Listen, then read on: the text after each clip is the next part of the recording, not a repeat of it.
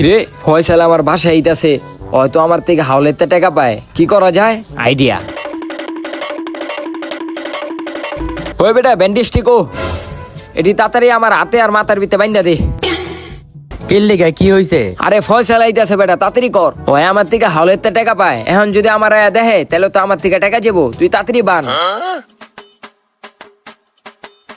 নে বান্ধা হয়ে গেছে গা। ও আইলে কইস আমি অ্যাক্সিডেন্ট কইরা মাথার সব স্মৃতি শক্তি হারাই লাইছি। বালিশটা ল তাড়াতাড়ি।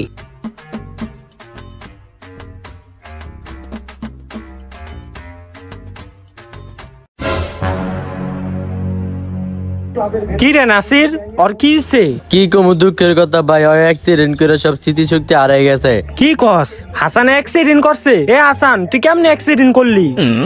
আপনি কে? এ নাসির, ওই কি কয়? আপনারা কইলাম না ভাই, ওর স্মৃতিশক্তি হারাই গেছে, এর লেগে ওই অপে আপনারও চিনব না আমারও চিনব না। হ্যাঁ কি কস? ওই আঙ্গ কাউরি চিনবো না? তাইলে যে ওরে আমি যে হাওলাতের টাকা দিছিলাম উডির কথা মনে হয় ওর মনে নাই। হ ভাই, ওর অপায় কিছুই মনে নাই। তাইলে আর কি করার, ওর যেহেতু কিছুই মনে নাই।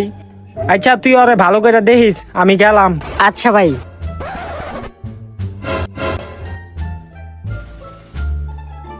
কিরে অগো ঘরে ব্যান্টিসের প্যাকেট কি করে? এটি তো ডাক্তারখানে থাকার কথা। তার মানে